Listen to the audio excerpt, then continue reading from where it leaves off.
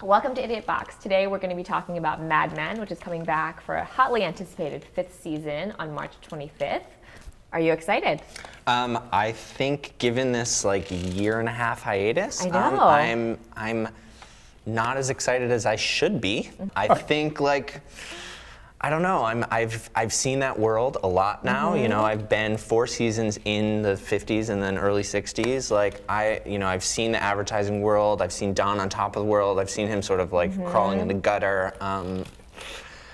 I think I will tune into this premiere episode, but I just really need it to be in full gear for me to commit. Come on, Kyle. You are excited just as everyone else is. I'm sorry. This is a Sunday premiere show on television. Sunday night is a There are big only a night few shows of of this television. quality that exist on the air. There's no way you're not going to be tuning in it week had after quality. week. You can't guarantee that it is still sort of. They have the same creative team. They're So going to do are you well. going to employ your 3-strike rule for the start of this season again? Yeah, might as well.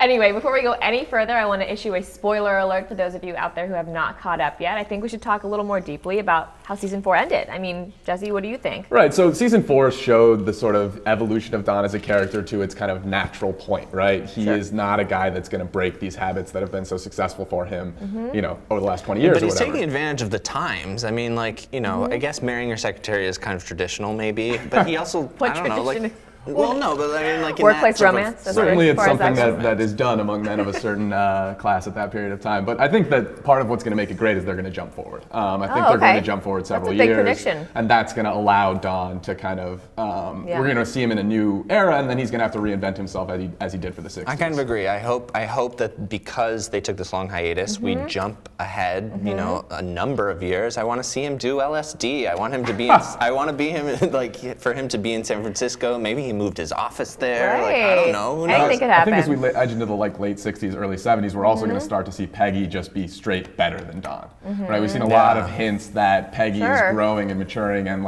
maybe a little bit better than Don at relating to sort of some of the younger elements. And I think this could be the time where she really passes him, and that sort of ego and power struggle within the office is going to be pretty fascinating. But to I watch. think some of the fun of the show was watching him at his best and him when he's in the office doing what he does best and kind of being awesome. Do you feel like that's going to kind of hinder your watching or your enjoyment of the show?